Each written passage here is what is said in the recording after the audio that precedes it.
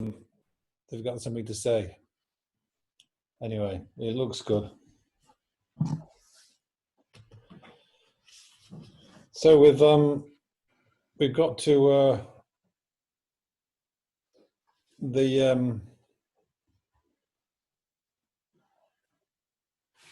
we did the definition of sign. So then the sign gets divided, doesn't it? So then we have the two, an explanation of correct signs and quasi-signs. So I think that's where we got to last week. And I don't know if did you manage to send that document, Jason? The new document I sent you just recently? Oh, just like this evening? Yeah. No. I'll get it now though. Well, it's called Tariq debate or something, but it's like the debates we had last week, plus, you know, fresh bits of translation. So that would be very useful. I mean, not right away, but, you know, eventually.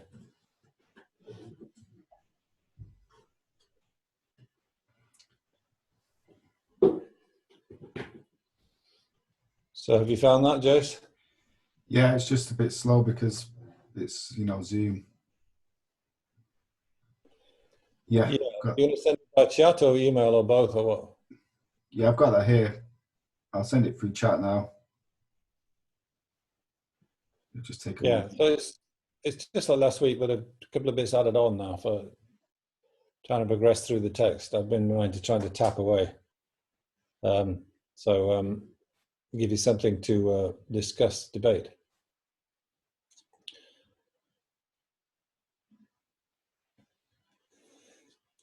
So look out for that then. But maybe we don't need it quite, just we'll go through a few paragraphs first.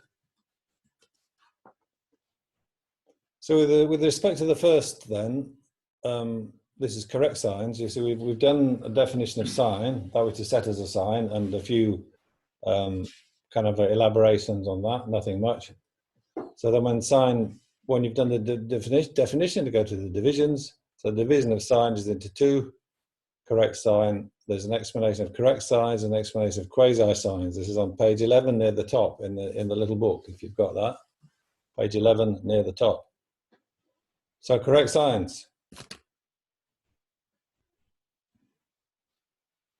So with respect to the first, correct signs there are three: an explanation of the basis of relation of correct signs, an explanation of divisions, an explanation of definitions, an explanation of divisions.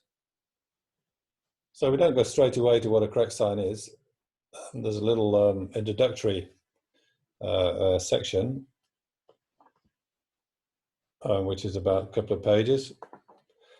And this is just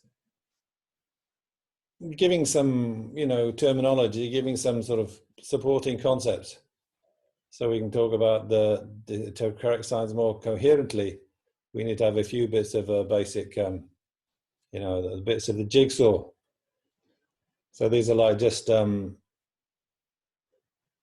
you thinking about what you need to know in order to, you know, sort of get more deeply into it. So with respect to the first then, which is the basis of relation of correct signs. So that sounds a bit abstract. So I'd be hard to just explain, you know, what are they talking about, basis of relation of correct signs. It means bits and pieces that are, you know, useful to know if you're going to talk about correct signs. That's all. So with respect to the first, there are two: an explanation of the basis of relation of the property of the subject. The subjects ought to be known. An explanation of the basis of relation of the pervasion, the similar class and the dissimilar class. So there's a bit to know about the subject and a bit to know about, you know, the pervasion. So the property of the subject, blah, blah, blah, that's, you know, the sign relating to the subject. And then this, when we start talking about the pervasion, you see, so that's similar class and dissimilar class. So as you'll find out when we talk about a correct sign, the sign's going to be established on the subject, and there's going to be a pervasion, whatever that means. So the first bit's related to the sign being established on the subject, and the second's being related to the pervasion. If it is a sign, it's necessarily the predicate type of thing. So nothing too complicated, but to know the subject really well, these things should become familiar to you. So the first is the basis of relation of the property of the subject. So the subjects ought to be known. So we talk about the subject of a citizen. Sound is impermanent because it's a product, or the self, me, or Susan or somebody, she is empty of inherent existence because she's neither one with her aggregates nor different from her aggregates if we were going onto the consequentialist level. But of course we're not really. We should be sticking with the, Sautrantica level arguments, shouldn't we? We shouldn't really be going on to consequentialist arguments about impotence. But anyway, those are familiar syllogisms to people.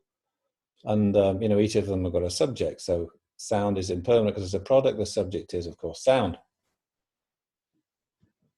So familiarly, we're talking about sound here. Sound is impermanent by the sign product, you see, because it's such an important syllogism to sort out.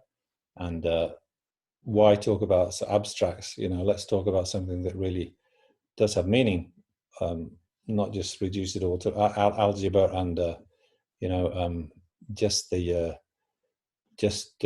sort of kind of structure of the argument, but always keep it tied to a meaningful kind of sort of an insight that we need to work on and gain through reasoning. And impermanence, subtle impermanence is, of course, one of those things. So how we're going to realize subtle impermanence is going to realize it on a subject. We're going to realize the impermanence of something. So that's how it'll come to be. We won't just realize impermanence in general. We'll realize it, the impermanence of something when we first realize impermanence. So he said, sorry, I've just got to go for a pee. It's, have to excuse me.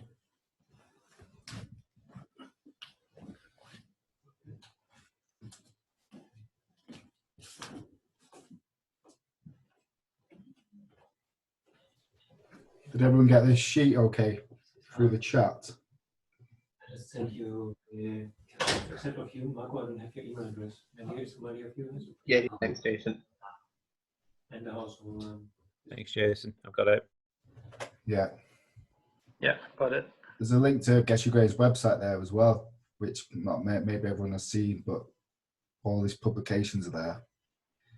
It's quite a good website.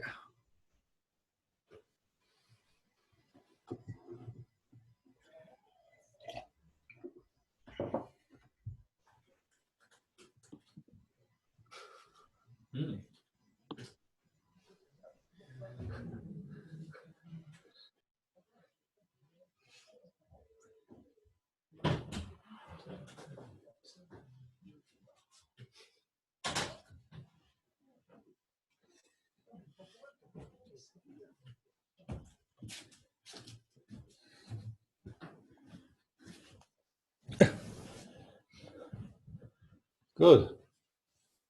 More comfortable now. You all look quite comfortable. Francois, can I ask you a question? Have you got your mic switched on?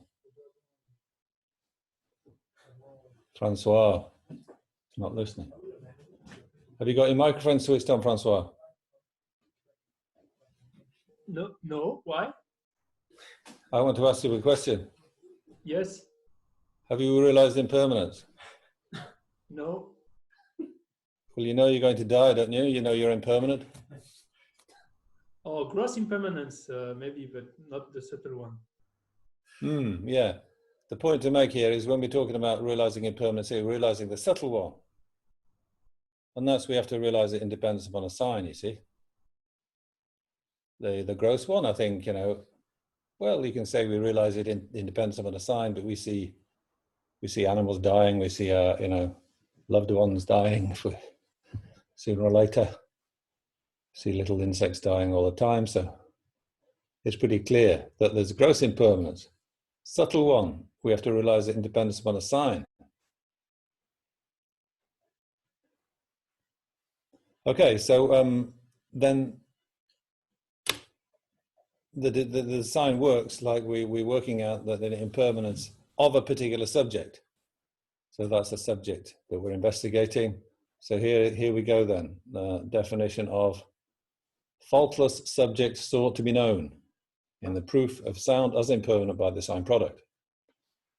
It is held as the basis of debate in the proof of sound as impermanent by the sign product, and there exists a person who, having ascertained by valid cognition that it is a product, is engaged in wanting to know whether or not it is impermanent. That is the definition of the faultless subject sought to be known in the proof of sound as impermanent by the sign product. Okay, so held as the basis of debate. So the basis of debate, that's, the thing we're talking about. Is it impermanent or not? And, somebody's outside of schools of old India, they probably might say the sound's permanent, or certainly some sounds are permanent. I believe, I'm not an expert, get me wrong, but the sound of the Vedas, so these are the ancient scriptures, they're supposed to be like pervading space or something. And so they're always there, and maybe these outsider chaps put forward that as, permanent sound. I may be wrong, and I'm not trying to be clever and be an expert.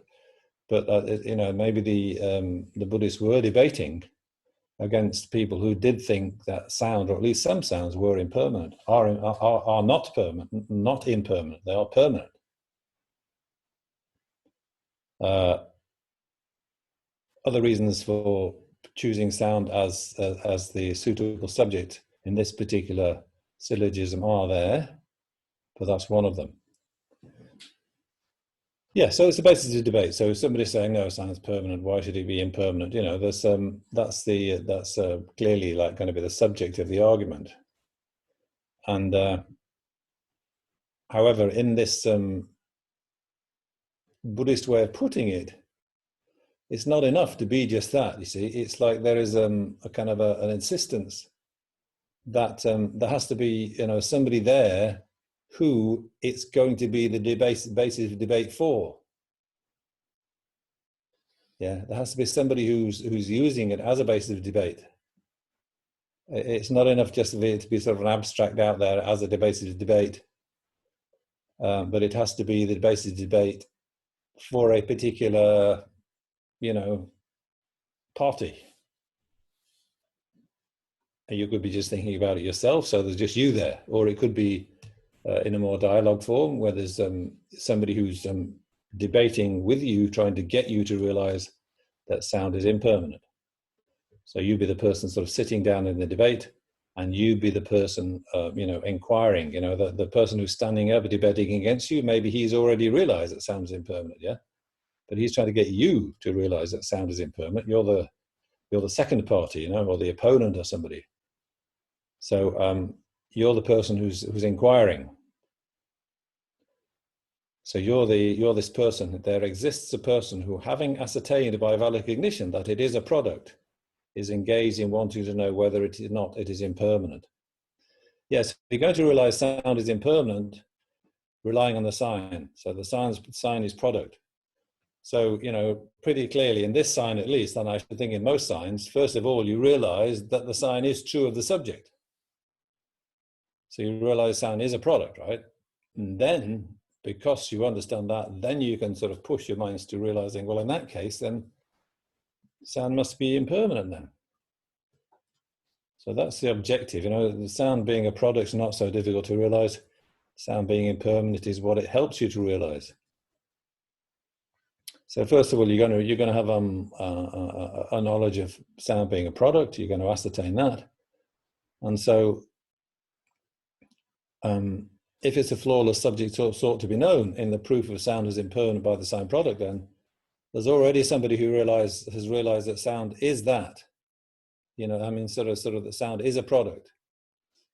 So if they realize that's a basis of the debate, that subject is whatever the sign is, whatever sign is put, which is product here.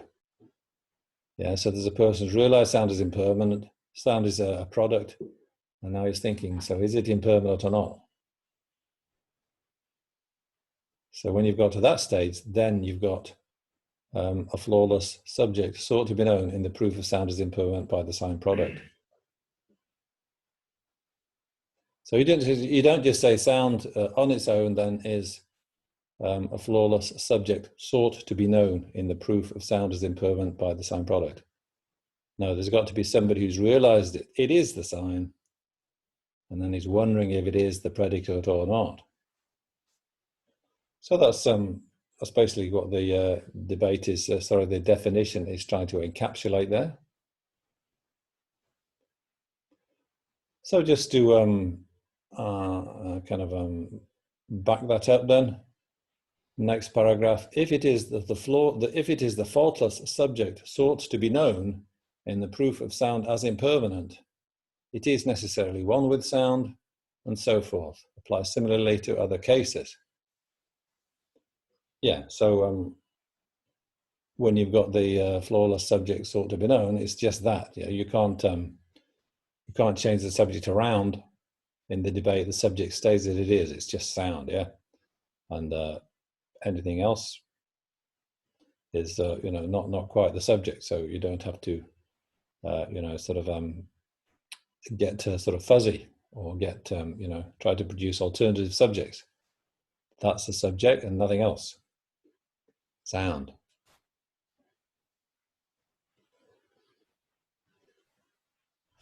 Okay, so that's that one. And then the other one is talking a little bit about the pervasion.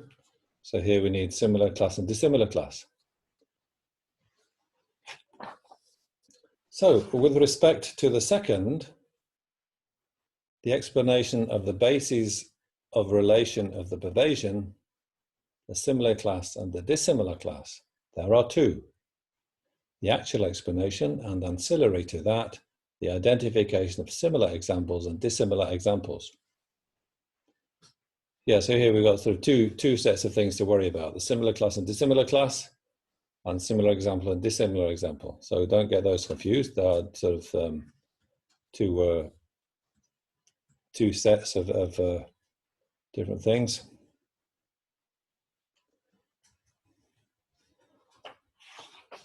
Okay, so those what's the similar class, what's the dissimilar class? Not so complicated really, but when you start debating this, you try to come at the this question of the pervasion in so many different ways. How do we say that if it's a product, it's necessarily impermanent? How do we prove that to ourselves? It's challenging. There's complications there. So we need many different ways of trying to understand that and come at it. So this idea of deciding what the similar class and the dissimilar class is all part of that. So the first then, so here we are talking about a similar class and dissimilar class. So first of all, we have a definition of similar class and definition of dissimilar class. Again, we're not just floating in the air, we're tying it down to a specific proof. But here, the sign isn't so important. It's not like the sign, the sign being established on the subject ought to be known. It's just, then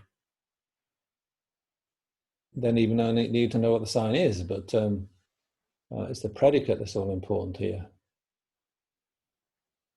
So the first, that which is in accordance with the mode of proof, not empty of impermanence, in the proof of sound as impermanent, is the definition of similar class in the proof of sound as impermanent. That's what we're defining, similar class in the proof of sound as impermanent. Similar class in the proof of sound as impermanent. So that which is in accordance with the mode of proof, not empty of impermanence, in the proof of sound as impermanent.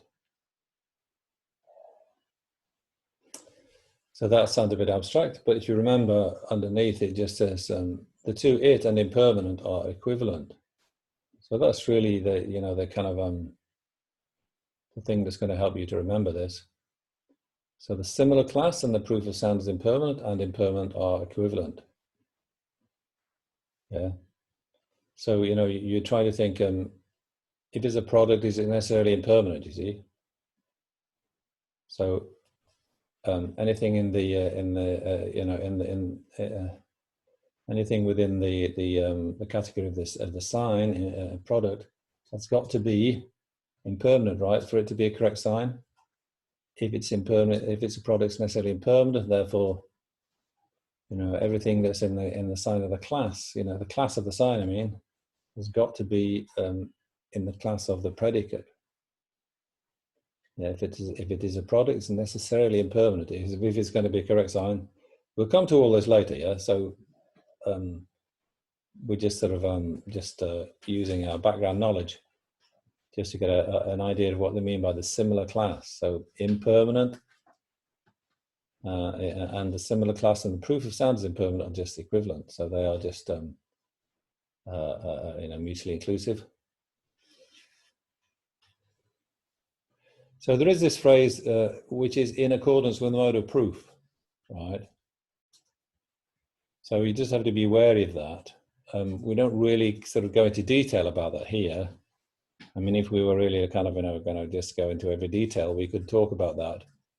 But the texts don't really seem to bother with that here. So I'm really tempted to sort of make a big explanation of that. But just we might have a light explanation. So if we say something like, on the smoky pass, fire exists because smoke exists. So I hope most of you have heard of that sign before, if you've done a little debate before and so on. That's one that comes up kind of really early on, explaining what a correct sign is. So on the smoky pass, on the smoky hill, there is fire because of smoke. Yeah, so that's the obvious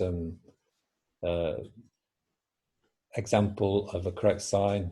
The people see the smoke rising up at the top of the hill. The people down below, they can just see the smoke rising, but they don't see any fire because they're sort of lower down the hill.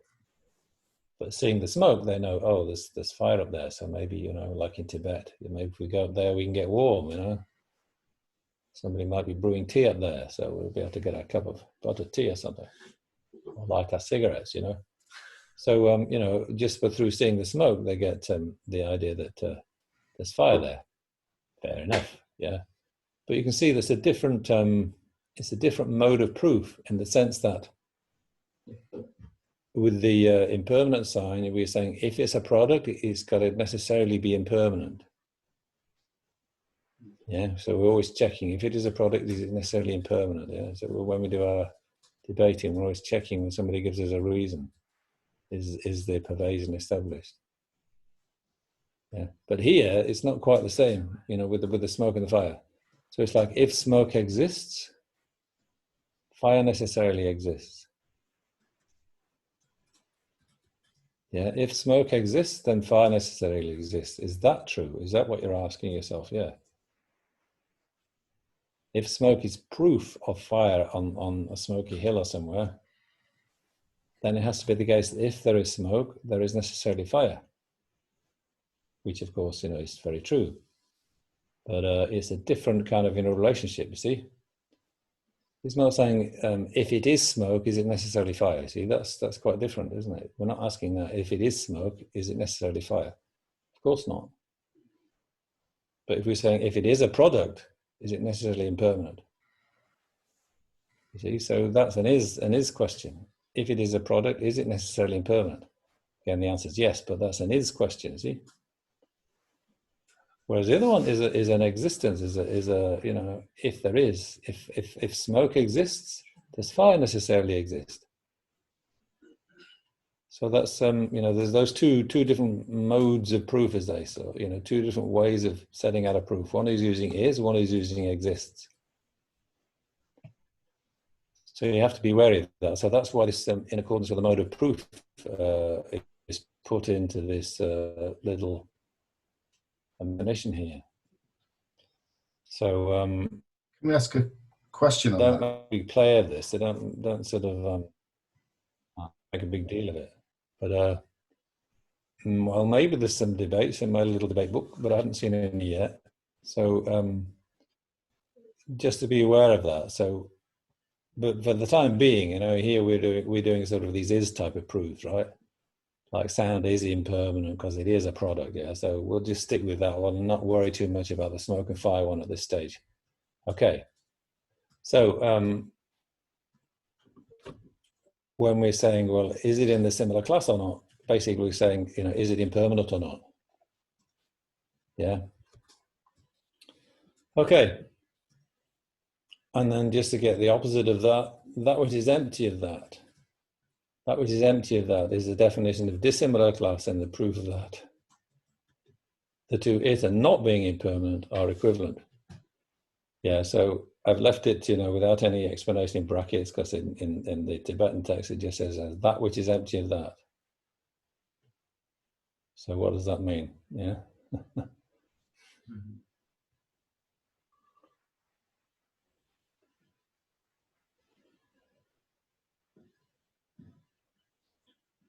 What does that mean then, Anneli? That which is empty of that. What does it mean? Can you put your microphone on, maybe? Yes. Sorry, what That was the which is- question? Oh, sorry. That which is empty of that, what does it mean?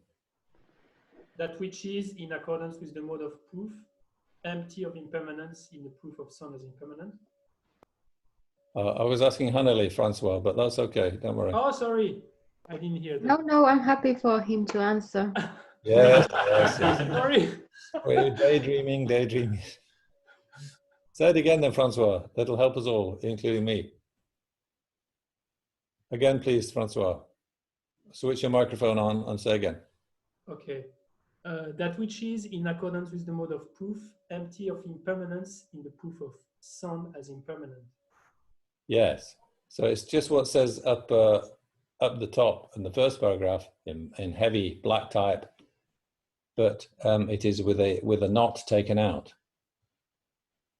So that which is in accordance with the mode of proof, empty of impermanence in the proof of sound as impermanent. So that is the definition, the full definition of dissimilar class and the proof of that. So the two it are not impermanent are equivalent. So anything impermanent is in the similar class, anything which is not impermanent is in the dissimilar class. Okay, so, you know, like when we do the sign question about the pervasion, if it is impermanent, if it is a product, is it necessarily impermanent? We're asking exactly the right question. Keep it simple. So then, if that's true, though, then if it is a product, it's necessarily not permanent, right? If it is a product, it's necessarily impermanent. Yes, okay, we go along with that. So that means we're saying that if it is a product, it's necessarily not permanent.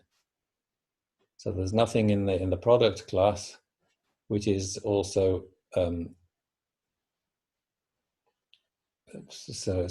which is also in the permanent class or the non-impermanent class. Let's say, to be quite careful. Yeah. So there's nothing in the product class which is not in the impermanent class. So that could be, you know, a permanent phenomenon. It could be a non-existent. So the dissimilar class can include permanent phenomena, non-existence, rabbit horn, and so on. You know, don't leave those out. Yeah. So you've got to, you know, sort of just try and build a little, you know, familiarity with those two, you know, kind of classes.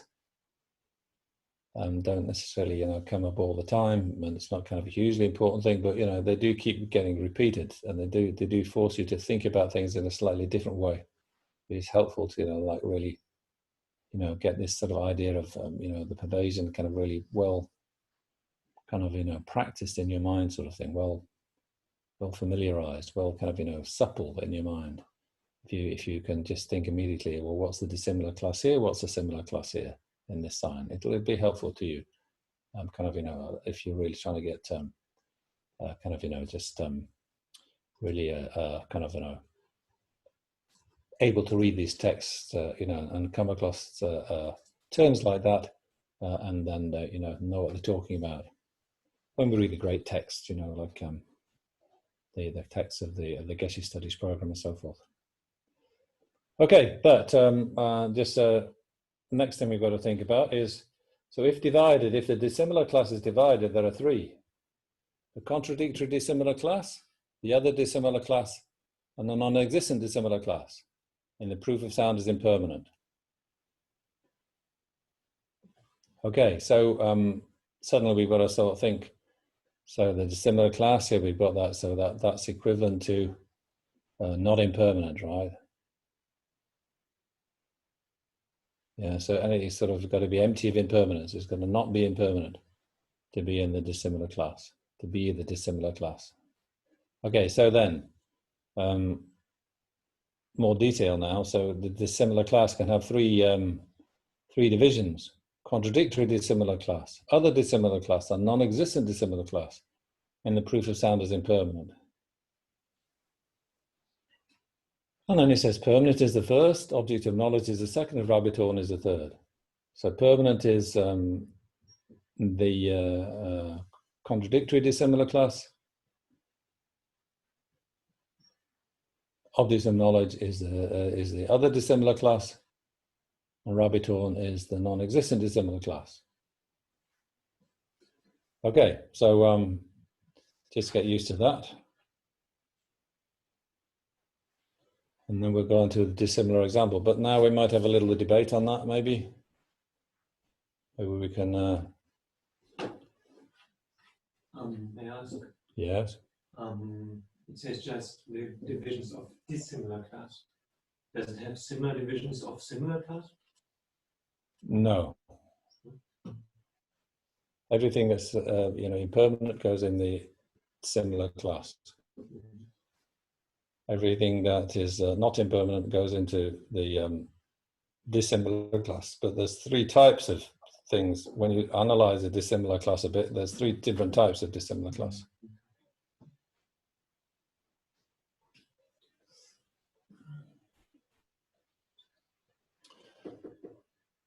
So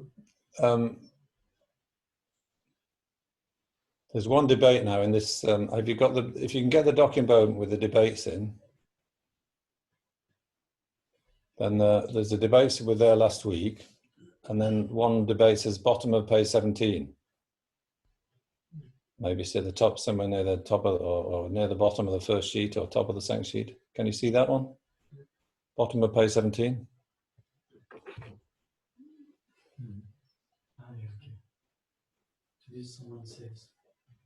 To this someone says, it follows that that which is, in accordance with the mode of proof, empty of impermanence. That debate. Have you got it? Yeah.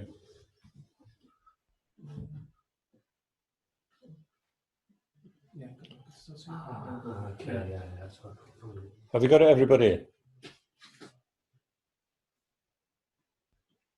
Looks like most of you have.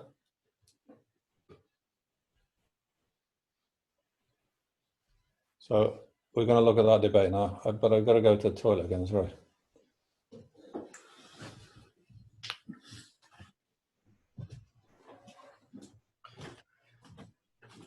Where's the debate, Hanley? Can you see where it is? It's in the bottom of the first page, top of the second page. Jason. Yeah. So, bottom of page 1 where it says Tuesday, 8th September. Right, okay. Bottom of page 17. It's in blue. Yeah, it follows that, which is, yeah, got it.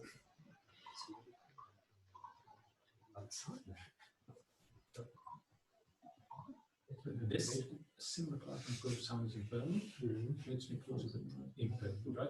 That's in the category of impermanent. Yeah, it's over free, so it was free for the sign problem. Sometimes things cost something. In the debate, like this was free, so you can download. So product is equivalent in pounds. No, I'm not doing that. Like some people just now that's not product. There should be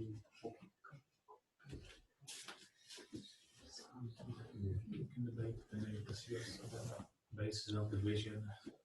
Why it's divided that way. So we're just going to try and go through this debate now. You know, it makes sense or not. I don't know. It depends.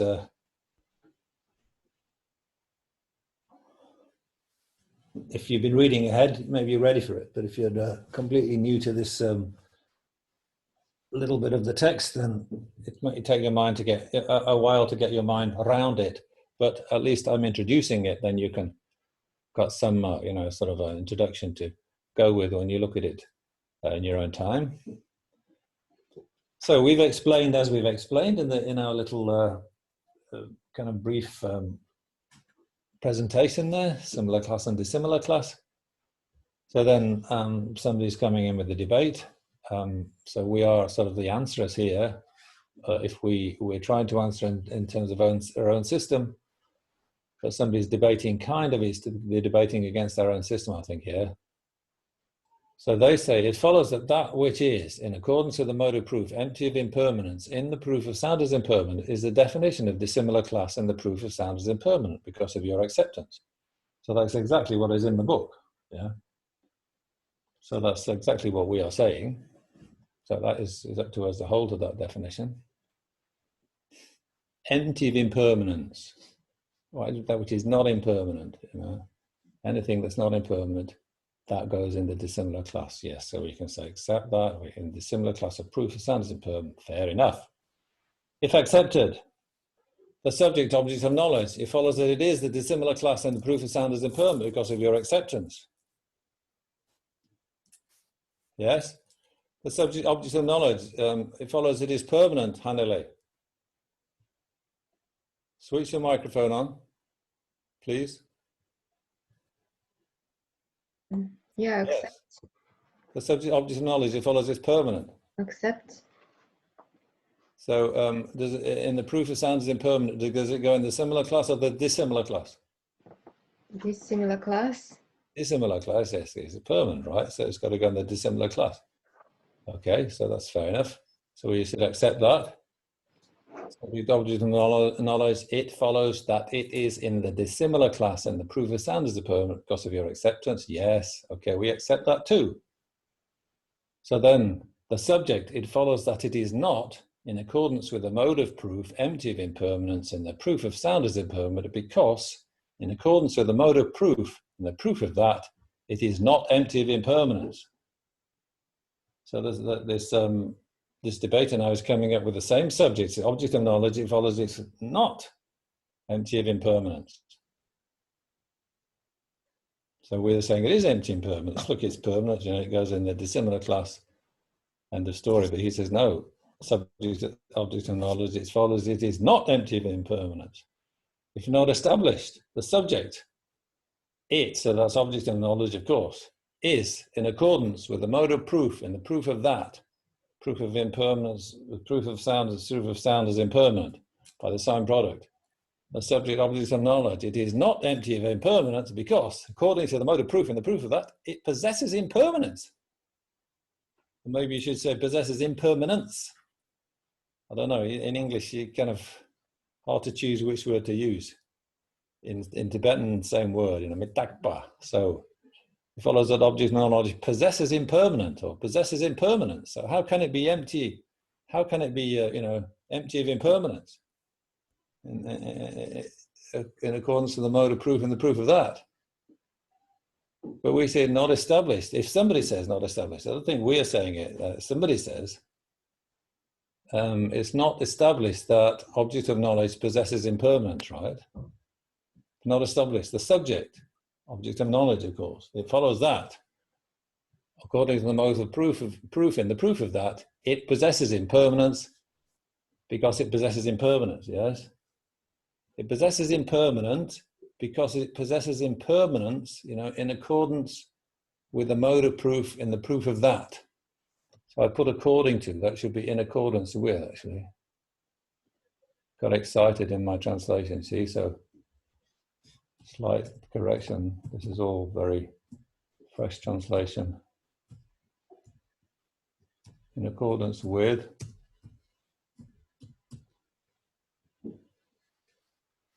So the subject impermanence, sorry, the subject object of knowledge, it follows that in accordance with the mode of proof in the proof of that, proof of sound is impermanent, it possesses impermanence because it possesses impermanence, you know, in general. Reason not established, that subject, object of knowledge, it follows that it possesses impermanence because it possesses the two, permanent and impermanent. Ah, killer argument. And so if you say reason not established, if you said that, you know, then it follows that follows, so it follows that the subject, object of knowledge, possesses the two, both permanent and impermanent, or permanence and impermanence, because if it is divided, there are the two, permanent and impermanent. Please debate.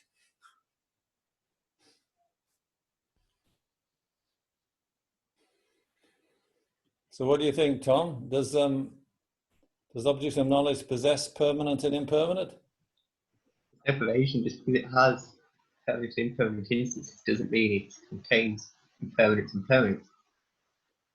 Can you say that again, please? Yes, I said to the final point it makes that it has impermanence and permanence because it has permanent and impermanent instances. As there's no pervasion to that. Yeah, you say no pervasion. Really? So something like, you know, you accept that permanent, say functioning thing possesses instances. Let's say functioning thing, the subject functioning thing, possesses instances. Except. So functioning is a generality, right? A generality. Except. And it's a generality because? Because possessing instances. Because of possessing instances. That's the best way to say something is a generality, and usually you say it possesses instances. So, does it possess the instances of pot and pillar, for instance?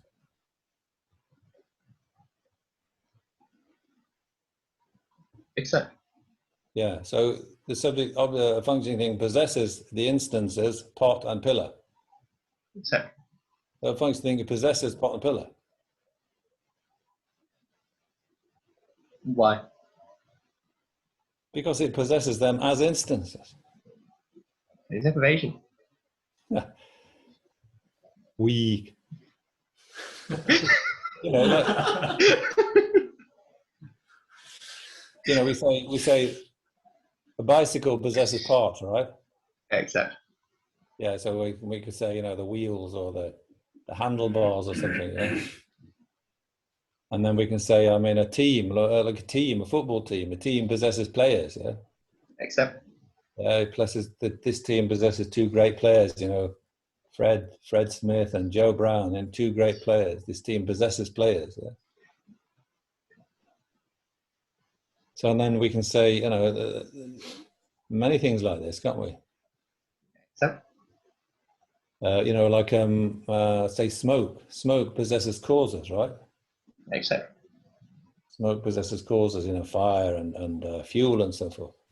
So then we should also say the object of knowledge possesses the instances permanent and impermanent. Except. So then it possesses permanent and impermanent. I said there's no pervasion.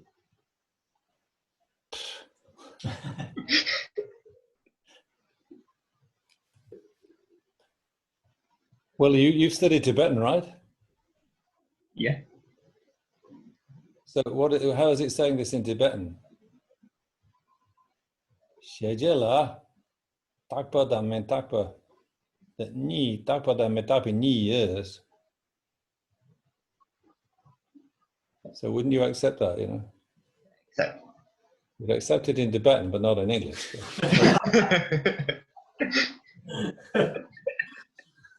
In Tibetan, shejela. See, the Tibetan is a different way of putting it. It says it's like two objects of knowledge. There are permanent and impermanent. And if you translate it literally, but that's the way Tibetans say, Tibetan language says having, you see, or possessing. So I'm only trying to translate, according to the Tibetan, which, it maybe doesn't sound so familiar in English, but I wonder whether you shouldn't accept it all the same. What do you think, Anila? Anitenza Pamo, are you there somewhere? Yeah, If somebody says object of knowledge possesses the two permanent and impermanent, what would you say? I would accept. You would accept, yes. Tibetan scholar agreeing with me.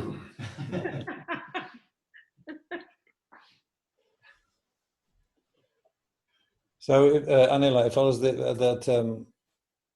object of knowledge, it possesses the two permanent and impermanent. Accept. So it follows the subject object of knowledge, it possesses impermanent. Accept. It possesses impermanent, did I say? Yes, both permanent and impermanent. It possesses impermanent, so it follows it's not empty of impermanence. No pervasion. It's empty of impermanence, but it also possesses impermanence. Yes.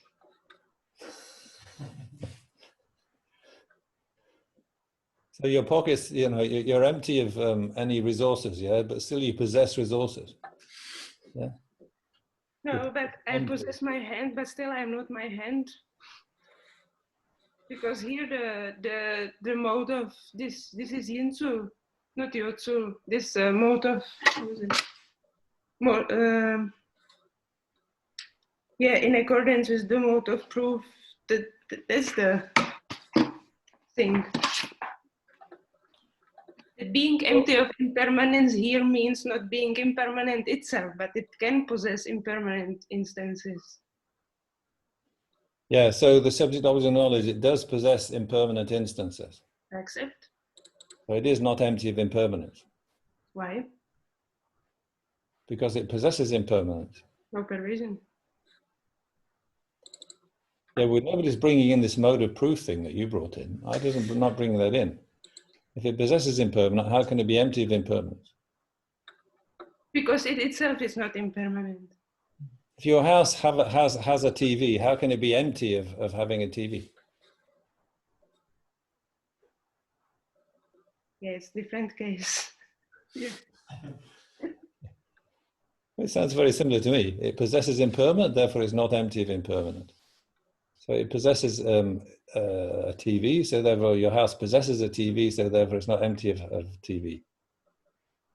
Now here, in accordance with the mood, correct. I'm In not- accordance with the proof means that it has to be it, not it has to has it. It has to have it, but it has to be it. Yeah, but I'm not bringing a mode of proof in. You're bringing that in. Yeah, well, okay. So yeah. If the house has TV, it's not empty of TV. But if the object of impermanence, correct. If object possesses impermanent, it's still empty. The subject in the house, it's not empty of a TV because the house with a TV, the subject, the house with a TV, follows is not empty of a TV because it has a TV, because it possesses a TV. It's not empty of TV, Yes but or no? it Come on, but it is empty of TV in accordance with the mood of the proof. Accept or not? It's empty of TV, I accept. Sorry, it's not empty of TV, I accept. So the house with a TV is not empty of a TV because it possesses a TV. It has a TV. Yeah, we might say in English better.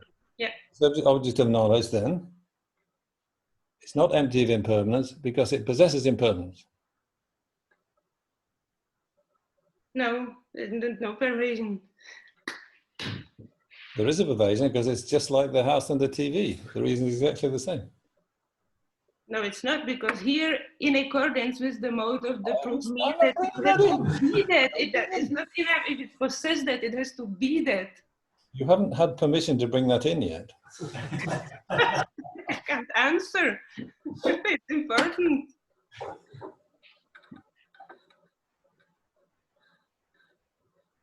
Well, you have to think about that one carefully. Yeah? You're sort of bulldozing away, trying to bring that in to save your tottering, weak position, and it's not helping you. It's just you're just not debating in accordance with the rules.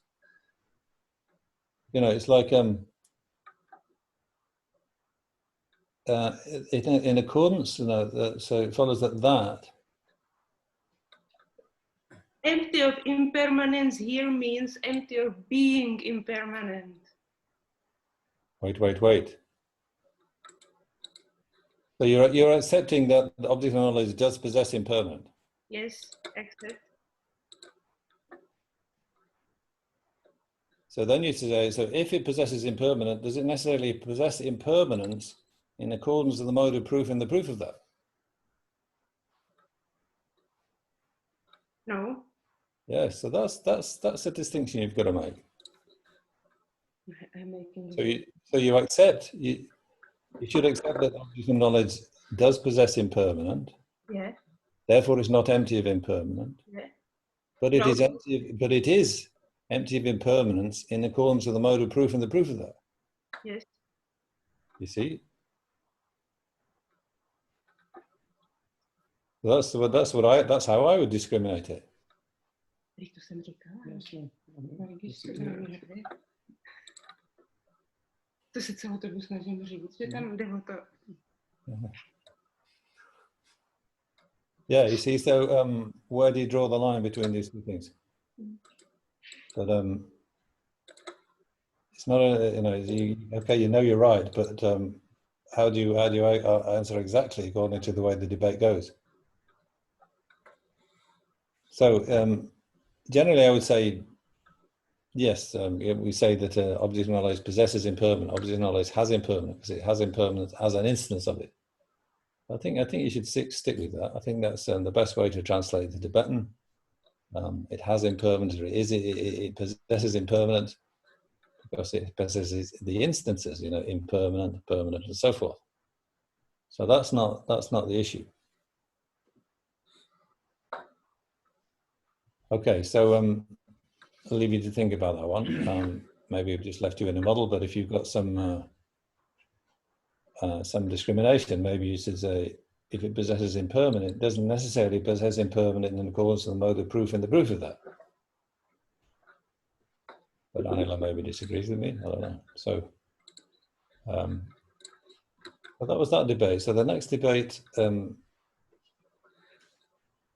is just sort of similar to that, or just a little follow-on from that.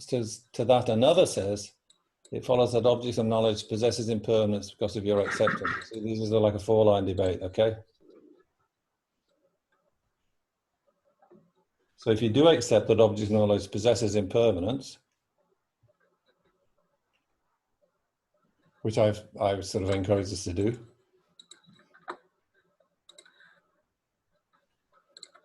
it follows that object of knowledge possesses impermanence because of your acceptance. If accepted, it follows that object of knowledge possesses disintegration because of your acceptance. Impermanent and disintegration, very little difference in meaning. Well, the way we were taught, those two, like they're just, if you understand one, you understand the other, like they're just two words of the same process. But should you accept object of knowledge possesses disintegration because of your acceptance? If accepted, it follows that object of knowledge possesses momentary disintegration because of your acceptance. If accepted, it follows that object of knowledge is not permanent. Debate.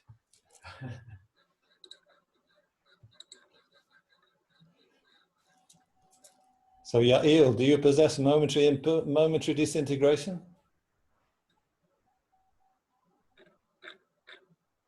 Put your camera on, your microphone on, yeah. Yeah. You possess momentary disintegration, Yael. Yes. Yeah. So that means you're impermanent, right? Yes. So object of knowledge is impermanent. Object of knowledge is permanent then. Object of knowledge is impermanent. Why? Object of knowledge is impermanent, yes. Because it possesses momentary disintegration. You accepted the pervasion. So I cannot say no pervasion? I want to say no pervasion. If it possesses momentary disintegration, isn't it necessarily impermanent? For example, just like Yael. No. No pervasion. No pervasion. So if it possesses momentary disintegration, it's not necessarily impermanent. I accept. Wow. So even permanent phenomena can possess momentary disintegration, can they? Possess, I accept. Like possess, like having instances, like you said before, yes. So nirvana can possess momentary disintegration then.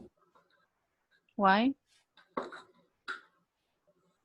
Well, if one permanent phenomena can possess momentary disintegration, why can't another one also possess momentary disintegration?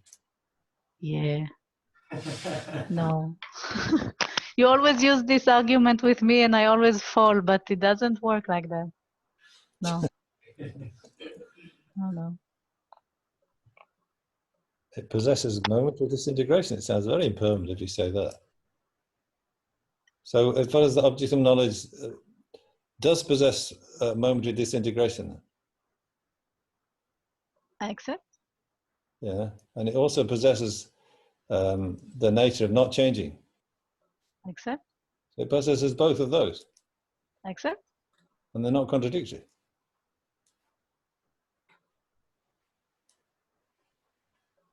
They are not contradictory. They are contradictory, but it possesses both. So object of knowledge has the nature of momentary disintegration. Why? Because it possesses momentary disintegration. An observation. But it's subject of object of knowledge. It possesses momentary disintegration as its nature. Why? Because it possesses momentary disintegration. You accepted the reason. No provision. Yeah, so that's just, well, you know, object of knowledge, somehow it possesses impermanent. It possesses momentary disintegration, but it isn't momentarily disintegrating. Complicated. Yeah, so we've got to be a bit exact here. But let's just look at the next paragraph underneath there. Okay, and then that's sort of like a statement. It's not a debate. It's more like just a statement of just reviewing what we've been talking about. So this is the way it comes in the little debate book I got. So they don't give you this straight away. They give you a couple of debates, and then they give you this sort of, you know, roundup paragraph. If the dissimilar class in the proof of sound is impermanent is divided. So that paragraph, can you see it?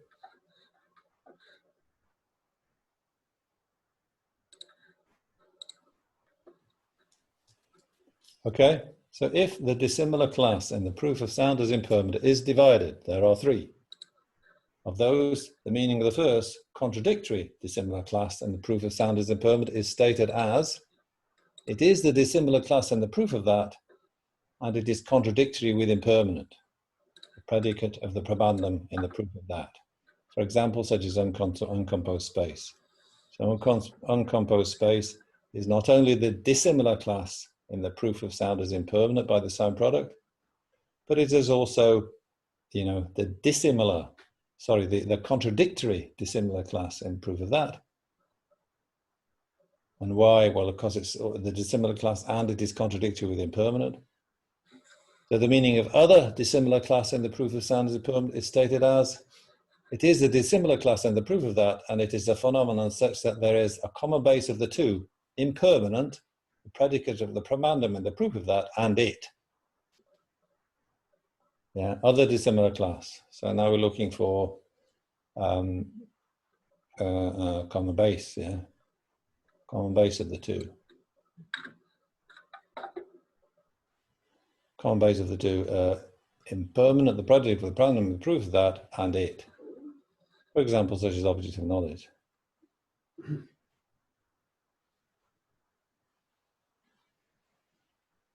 So, Jakob, so it follows that the two, I don't know, we haven't got much time, okay. Yeah, the subject, yeah, okay, let's just read the last one. So that was you know, the other dissimilar class. So is a dissimilar class and there's no common base of it and impermanent, yeah. And the meaning of non-existent dissimilar class and the proof of that, and the proof of sound is impermanent, is stated as it is a dissimilar class and the proof of that, and it does not exist. For example, rabbit horn. So 3 types of dissimilar class. So Jacob, so it follows that the 2 pot and pillars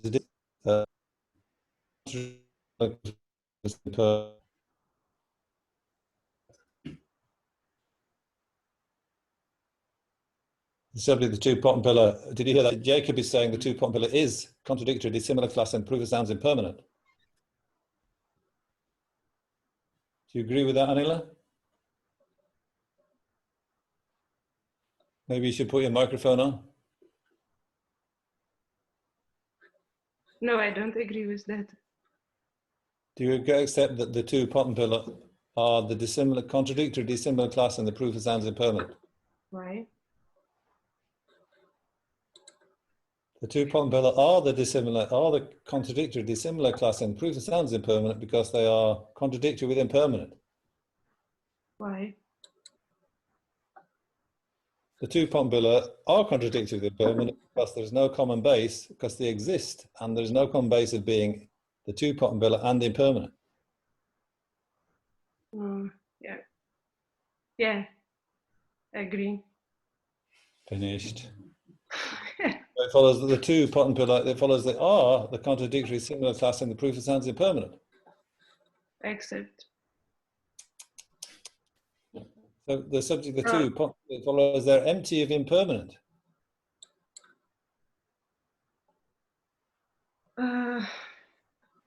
Jakob. I say why. Follows they are empty of impermanent because they are the dissimilar class and the proof of sound is impermanent by the sound product. I say reason not established. Jakob says reason not established.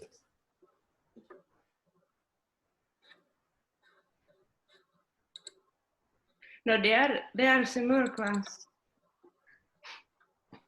Jakob said reason not established. He's following the rules of debate. You're just saying, oh, they are the similar class. I think the Gekker at the Copat Nunnery, we heard you saying that in the background, to tell you off. Not following the answers. Yes. So the reason not established. So the pot and pillar, it follows they're not the contradictory dissimilar class and the proof of sound is impermanent because? Because they're similar class and the proof of sound is impermanent. Yes, similar class and proof of sound is permanent. Yes, they're contradictory with impermanent, but it doesn't make the contradictory dissimilar class and the proof of sound is impermanent. Yes, because they are contradictory, but they're not the dissimilar class and the proof of sound is impermanent. They're the similar class. Yes, these debates come up. Well, then you get clarity if you do a few of those debates. So, I mean, speaking of debates, you see, so it's really good if people can do a bit of debate on this. I was trying to work it out how we could do that with our administrator, Jason, the man behind those red and yellow arrows there. A mystery man. So, I mean, there's some guys here at Nalanda doing a bit of debate, quite keen, which is very good to see. But, you know, they just debate when they have time between classes. So it's kind of not so easy for them, you know, to sort of join in with them maybe. But if people could do a bit of debate on a weekend, I don't know. If people are also attending the Buddha Palita class, then it's like 2 evenings are taken up out of your week already. So maybe some people would want a little bit of debate at the weekend. I don't know. You know, like an hour after lunch or an hour before lunch on a Saturday or a Sunday or something. That's just Jason threw up that idea. You know, then maybe you could get in touch with Jason and sort something out. Work together in pairs, maybe, or you know, get together as a group first off, and then see how you want to work. maybe you don't have time, I don't know, but you can see how this stuff is built for people to debate. It doesn't look like there's a lot there, but you know, it sharpens your mind up and gets these terminologies and kind of the layout of the correct sign, you know, from beginning, you know, when we get into the sort of really the important stuff, you know, you kind of, you know, you can get it at your fingertips because you've debated and you know, cleared up your kind of incorrect assumptions.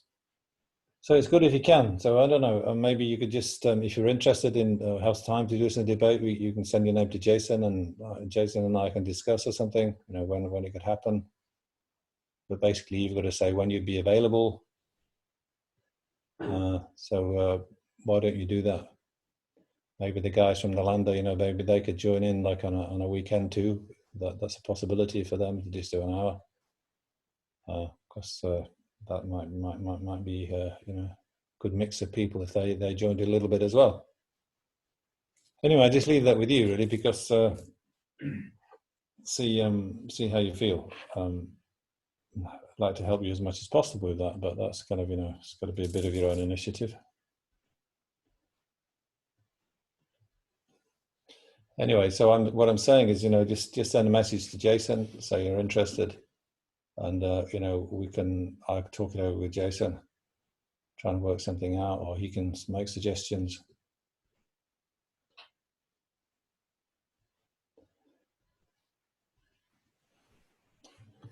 So what about this other one from last week then? Yeah,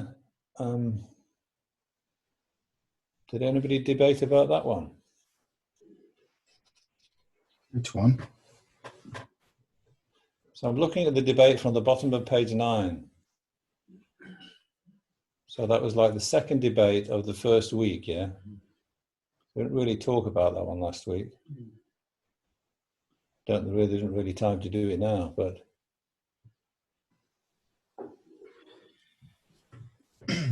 But if it is one with product, is it necessarily a correct sign in the proof of sound as impermanent or not? Remember it said earlier in the book,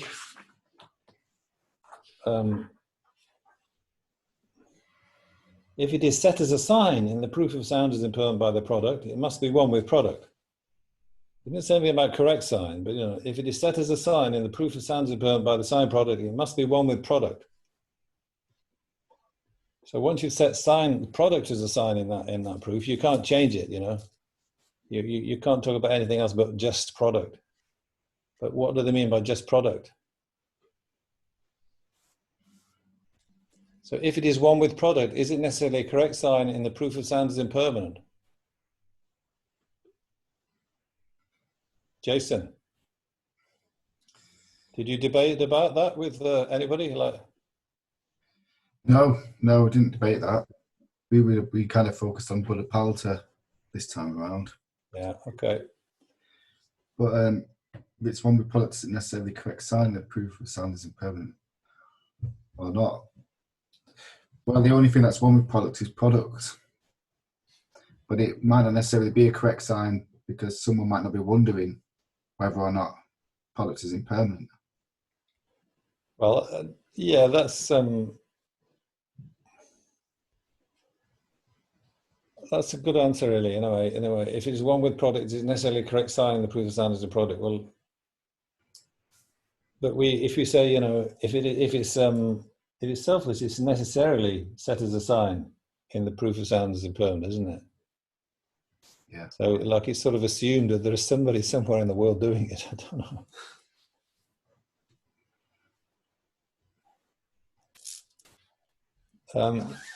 Did you look at this debate, Jan, or you didn't have any interaction with anybody? Jan. No, I didn't debate this one with anyone. Yeah. Did you have a think about it? Yeah, well, you did it a little bit at the end of the last session with somebody, I forget who. Yes. But I would have. I'm not sure about this saying products and the product at the time of stating blah blah blah. That those are necessarily one. They seem to be different. Yeah. So product. Yes. Let's look at the second paragraph of that debate. You see, the subject product at the time of stating the subject uncompounded space, it is impermanent because it is a product. Obviously, an incorrect sign in that product, in that syllogism or whatever, or consequence maybe. I think that's supposed to be a syllogism, but it's incorrect anyway. The subject product at the time of stating the subject uncompounded space, it is impermanent because it's a product. It follows that it, product at the time of stating that, is a correct sign in the proof of sound is impermanent because it is one with product. And do you accept that or not? No, it's a reason not established. So product, because it's different names. So well, at different times. Well, I don't know what. Yeah, we're going to make a mind up. Different times. Yeah. Let's just make a mind. Let's just see what we think. Product at the time of stating the subject uncompounded space, it is impermanent because it is a product. It follows that it is a correct sign in the proof of sound is impermanent because it is one with product. So product at the time of stating the subject uncompounded space, it is impermanent because it is a product. Is it one with product? Sandru? I would say no. Why? Sandru says it isn't, it's not. So product at the time of stating the subject sound is impermanent because it's a product. It follows that's not one with product either.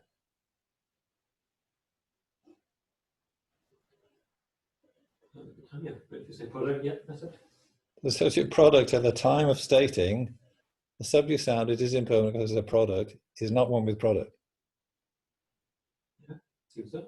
So the subject product at the time of stating sound is impermanent because it's a product is not a correct sign in the proof of sound is impermanent by the sound product. Why? Because it's not one with product. Product. From my point of view, no correlation, but I think it's just a language thing.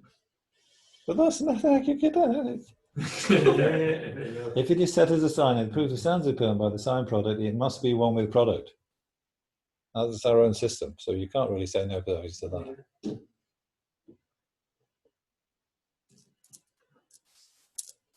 Did you come to any conclusion? I think it's product at the time. Product at the time of stating. Product, yeah. At the time of stating, I think. I mean, when I'm reading that, it sounds like the subject product at the time of stating. Yeah. So I would say that it is one with product. So product, there's a guy here, this is Paul, he is saying, don't know if you heard him or not, product at the time of stating, for instance, the subject enclosed space, it is impermanent because it's a product. At the time of stating that, product at the time of stating that is one with product. That's right, isn't it? I think so. Mm-hmm. Position. Yeah. So what did we say with you? So what did we say? Tuesday's product? Tuesday's product is one with product?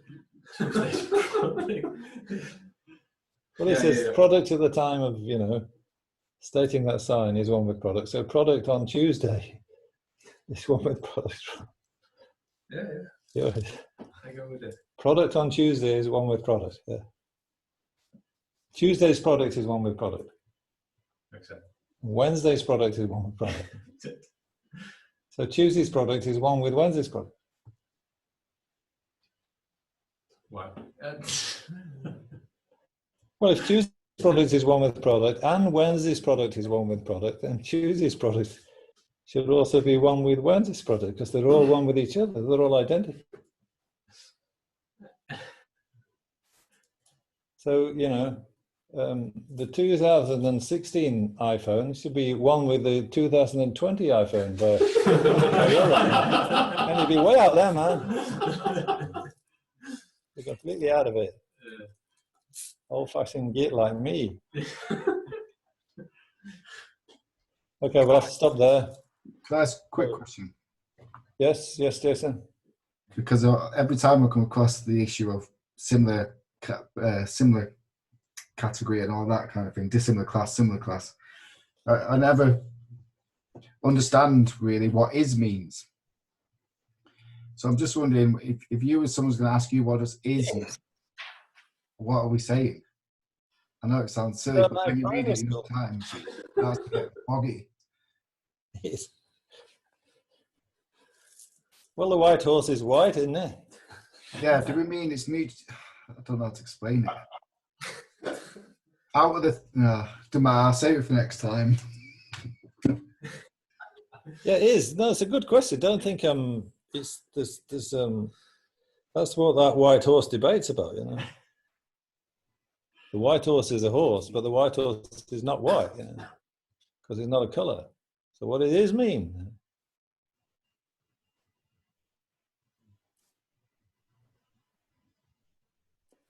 Yes, but is the similar class, you know, I think here you have to understand does it mean is in the similar class.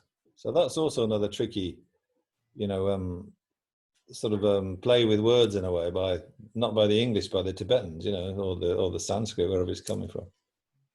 So you say, you know, in the proof of sound is impermanent by the same product, if it is not empty of impermanent in accordance with the mode of proof, you know, so if it is impermanent, it's in the similar class in the proof of sound is impermanent.